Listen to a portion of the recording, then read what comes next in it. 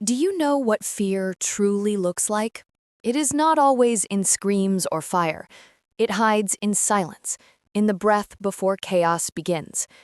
In the summer of 1462, silence ruled over Wallachia. Vlad III, the ruler known across Europe as Vlad the Impaler, sat in the darkness, his eyes fixed on the enemy camp of the mighty Ottoman Empire. That night, the moon refused to shine. Somewhere out there was Sultan Mehmed II, the conqueror of Constantinople, the man whose empire seemed untouchable. Yet Vlad planned to strike at him, not out of madness, but out of desperate resolve. This was not just another battle. This was survival, revenge, and defiance, all tangled together. Vlad's story began long before that night. He was born into a world of betrayal and shifting loyalties. His father, Vlad Dracula, had once pledged allegiance to the Ottomans, and as part of that deal, the young Vlad and his brother Radu were taken as hostages to the Ottoman court. There he learned Turkish, studied warfare, and witnessed cruelty that would mark his soul forever. Mehmed, years later, would rise as Sultan. Radu, his own brother, would serve under him. But Vlad, he would never forget his chains. When he finally returned to Wallachia, he swore never again to bow before the crescent banner. From that moment, his life became a war of vengeance. By the early 1660s, Wallachia was caught in the grip of fear. The Ottoman Empire demanded tribute, money, soldiers, loyalty. Vlad refused. He knew submission meant death of freedom. In response, Mehmed sent envoys to remind him of his place. Vlad received them, but instead of bowing, he nailed their turbans to their heads, declaring that if they would not remove their hats before a prince, they should keep them forever. That single act was enough to ignite war.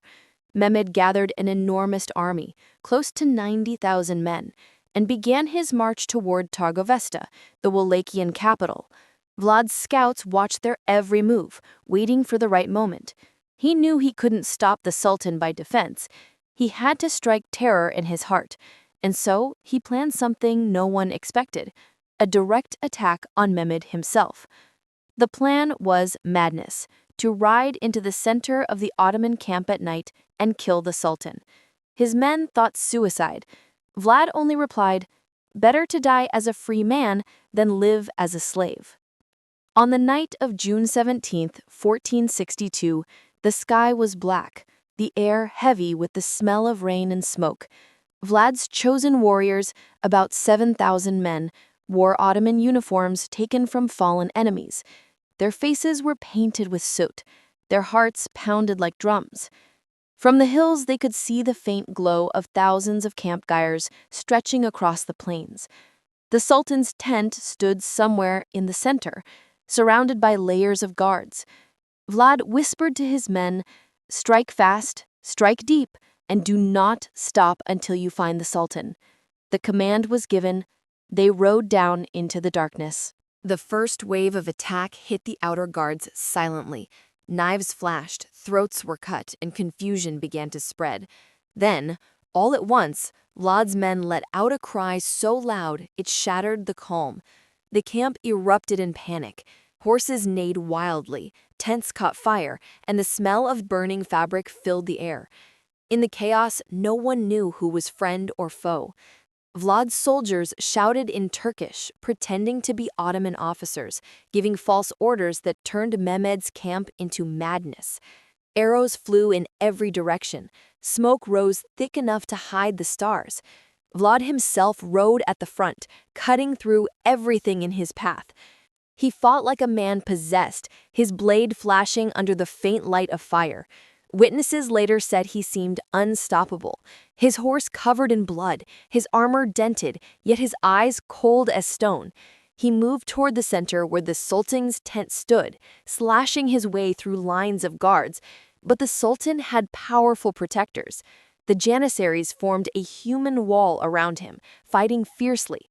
In the darkness and smoke, Vlad's men lost their bearings. The target slipped away. Mehmed survived by inches, carried off by his guards before Vlad could reach him.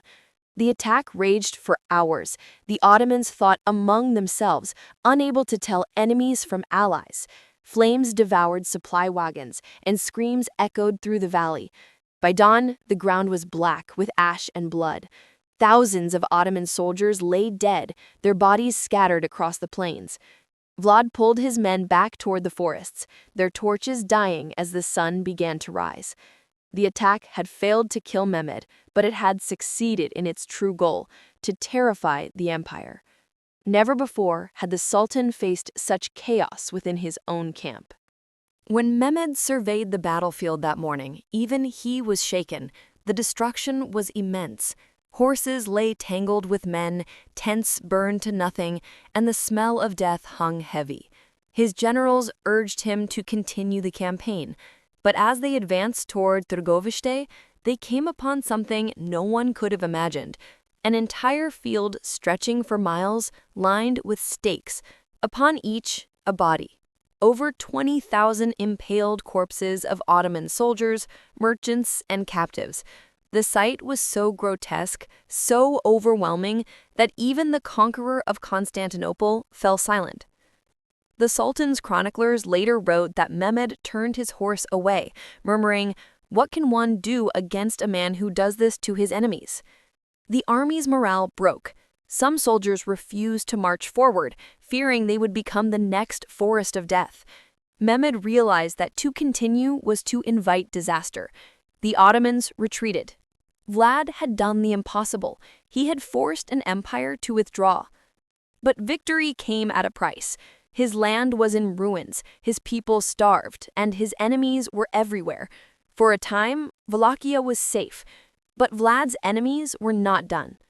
Soon after, his brother Radu, who had served the Ottomans faithfully, was sent with another army to dethrone him.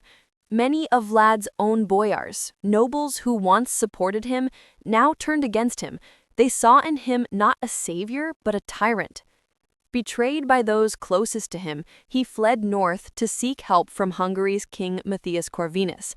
But instead of aid, he found imprisonment. For over a decade, he was kept a political prisoner, his legend growing even as he sat behind walls. The tales of his cruelty spread across Europe, some true, some twisted by rumor. When Vlad was finally released, he returned to a country broken by war and divided by loyalty, yet his fire had not dimmed. He gathered his supporters once more and reclaimed his throne for a brief moment in 1476. But fate had other plans. In a skirmish against Ottoman forces, he was killed. His head was cut off and sent to Mehmed in Constantinople, displayed on a spear for all to see. His body was buried in secret, the exact spot lost to time. The man who had once ruled through terror vanished into history.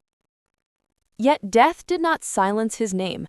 Across Europe, travelers and merchants told stories of the Impaler Prince, the man who fought empires with horror as his sword. In time, these tales merged with myth, giving birth to the vampire legends that would one day become famous under another name, Dracula.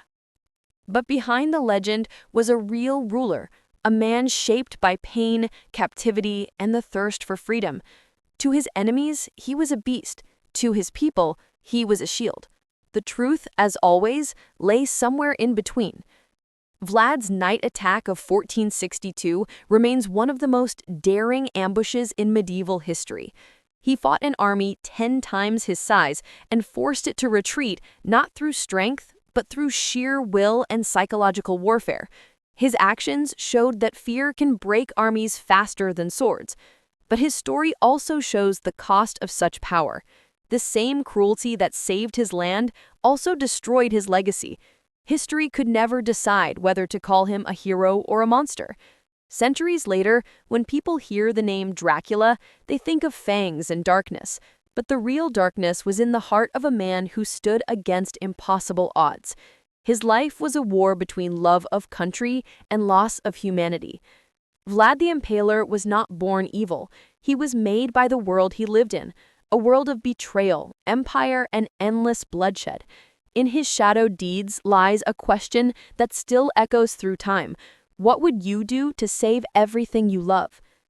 The story of Vlad III ends not with triumph or despair, but with a haunting lesson about power itself. Strength without compassion can defend for a time, but it leaves behind only ashes and fear. Vlad's name was carved into history through pain, yet even his enemies could not deny his courage. The world may have changed, but the lesson remains. Those who fight monsters must take care not to become one themselves.